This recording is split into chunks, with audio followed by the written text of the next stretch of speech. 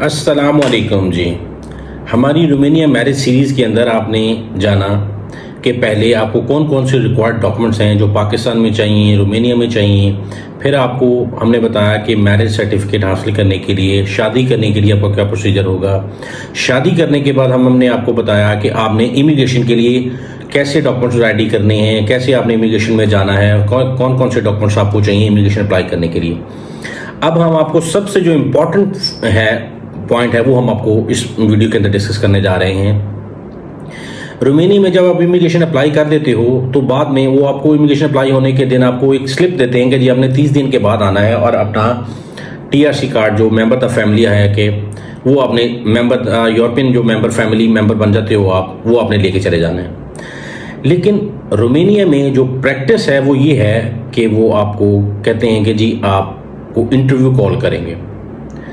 अब interview call होता है आपका, इंटरव्यू कॉल में ये है कि आपको कहते हैं जी अगर तो आपको रोमानियन ज़ुबान 100% आती है तो ठीक है, नहीं तो यहाँ पे भी आपको अपना साथ ट्रांसलेटर को लेके आना पड़ेगा।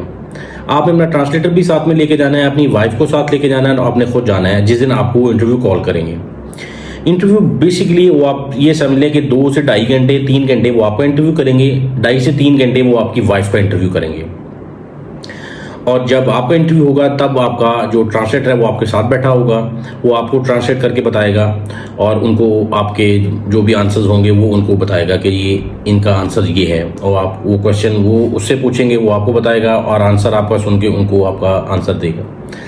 अब आप सबसे जो इम्पोर्टेंट फैक्टर है रोमानिया में शादी के बाद वो ये वाला स्टेप है। जब आपको इंटरव्यू के लिए कॉल करते हैं वो बेसिकली आपको आपकी वाइफ के साथ आपकी जो भी मिलने का है कि आप कब मिले, कहाँ मिले, कैसे मिले, और इसी तरह के उनकी लाइकिंग डिसलाइकिंग क्या है, आपकी लाइकिंग डिसलाइकिंग क्या है, वो आपकी वाइफ बेसिकली वो आपको आपकी वाइफ के बारे में क्वेश्चन ज़्यादा करेंगे। बेसिकली तो आपसे पूछेंगे आप किधर मिले थे और आपकी मुलाकात कैसे हुई, आपकी जो कन्वर्सेशन है वो किस तरह से हुई, किस तरह से होती है। अगर आपको रोमानियन ज़ुबान आती है, नहीं आती, तो फिर आप कैसे आपस में कन्वर्सेशन करते हो। और सेकेंडली आपसे वो पूछेंगे जी आपकी वाइफ खाने में क्या पसंद करती है, आपकी वाइफ को पहनने में क्या पसंद है, कपड़े कौन से पसंद हैं, किस कलर के कपड़े पसंद हैं, और उसकी क्या रूटीन्स हैं, और आपके घर में क्या क्या चीज़ें हैं, घर में कितने रूम्स हैं, और घर में क्या क्या चीज़ आपके है, आपके वाइफ के ब्रश का कलर क्या है, वो क्या यूज़ करती है, वो शैम्पू कौन सा यूज़ करती है, और डिफरेंट इस तरह के क्वेश्चंस वो आपको डेली लाइफ के आपसे पूछेंगे। ठीक है, इसी तरह वो आपसे आपकी ये भी पूछेंगे जी आपने जब आप मिले आपकी वीडियोस किधर हैं, आपकी चैट हिस्ट्री किधर है। वो आपसे बोलेंगे जी अपनी चैट दिखाएं, अपनी जो आप आपस में चैट करते हैं, बात करते हैं मैसेंजर पे, व्हाट्सएप पे, कॉल पे, कहीं पे भी आप मेरी जो बात करते हैं उसकी वो हिस्ट्री दिखाएं।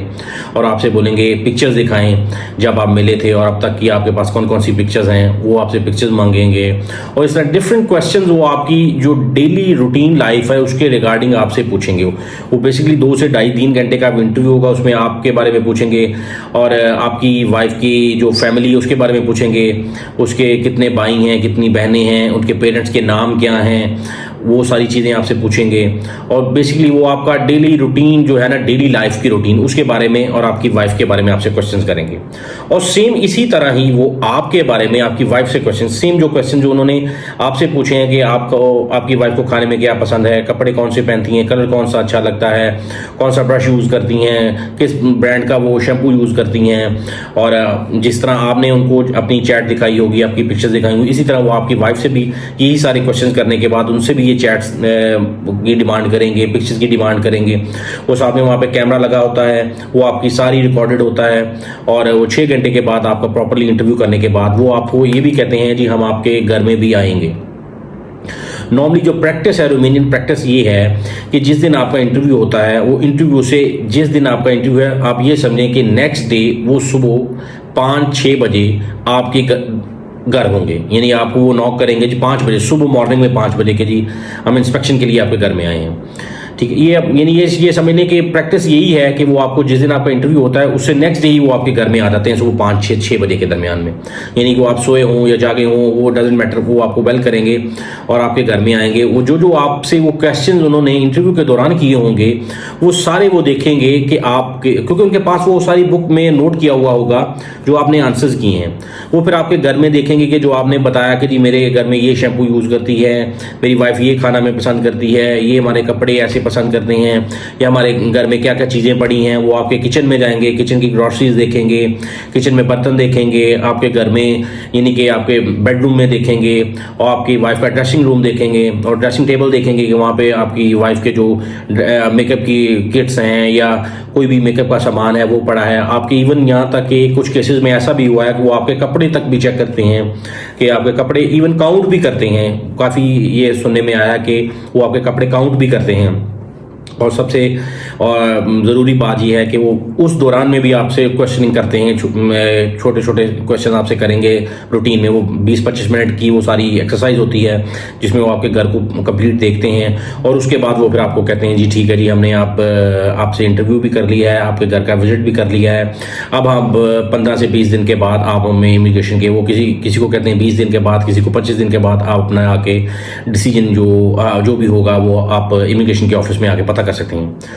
मोस्ट ऑफ द केसेस में ये होता है कि जो भी रियल वाइफ एंड हस्बैंड हैं उनको तो कोई इशू नहीं होता। जो भी जिनकी रियल मैरिज है, ये रियल अंडरस्टैंडिंग है, उनके लिए कोई प्रॉब्लम नहीं होता। वो जो भी क्वेश्चन हो वो फ्रीली एक दूसरे के बारे में बता सकते हैं, और जो भी बताएंगे वो ऑब्वियसली बात है वो एक दूसरे के लिए सच ही बताएंगे। और कई केसेस में ये होता है कि रोमानिया में, इवन पूरे यूरोप में ये आम चीज़ है कि यहाँ पे शादी पेपर्स के लिए शादी की जाती है। उसमें फिर बेसिकली वो इस चीज़ को वो सेपरेट करना चाहते हैं कि ये रियल मैरिज है या फॉर द डॉक्यूमेंट्स मैरिज है। उसमें फिर वो आपको इंटरव्यू के दौरान, आपके हाउस विजिट के दौरान वो इस चीज़ को देखते हैं, एक्सपीरियंस करते हैं, आपके क्वेश्चंस को, आपके आंसर्स को, आपके घर के माहौल को देखते हैं कि जी आया ये जो भी कह रहे हैं ये सच कह रहे हैं। तो उस बेसिस पे वो आपका डिसीजन फाइनल करते हैं। वो डिसीजन आपका फाइनल हो जाएगा, वो आपको बताएंगे कुछ नहीं कि जी आपका फाइनल, आपकी अप्रूवल हो गई है नहीं हुई है, आपको रिजेक्ट करेंगे एक्सेप्ट करेंगे, वो आपको कुछ नहीं बताएंगे। आप जब भी, अगर तो आपके डॉक्यूमेंट्स ठीक है, ऑब्वियसली बात है आपके डॉक्यूमेंट्स ठीक है तो आपका सारा प्रोसेस इनिशिएट हुआ है। वो बेसिकली ये मेक श्योर करेंगे कि आपने रियल मैरिज की है या for the sake of documents की है।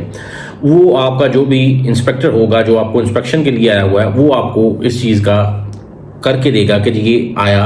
अगर उस बंदे के यकीन में आपने कोई भी ऐसा काम नहीं किया या कोई भी ऐसी कोई इलीगैलिटी नहीं उसको मिली तो फिर वो आपको पास कर देंगे, और उसका ये नतीजा होगा कि आपको आपका जो मेंबर द फैमिली का कार्ड है वो आपको मिल जाएगा। अदरवाइज वो आपको रिजेक्ट भी कर सकते हैं। ये उनके पास पूरा राइट है कि अगर वो आपको जो आपको मेंबर द फैमिली का कार्ड दे रहे हैं वो उतने ही उसी टाइम में आपको रिजेक्ट भी कर सकते हैं। इसलिए आपने ये मेक श्योर करना है कि सबसे पहली चीज़ ये है कि आपने डॉक्यूमेंट्स के लिए भी यहाँ पे शादी नहीं करनी है आपकी। ये तो एक वैसे भी अच्छी बात नहीं होती।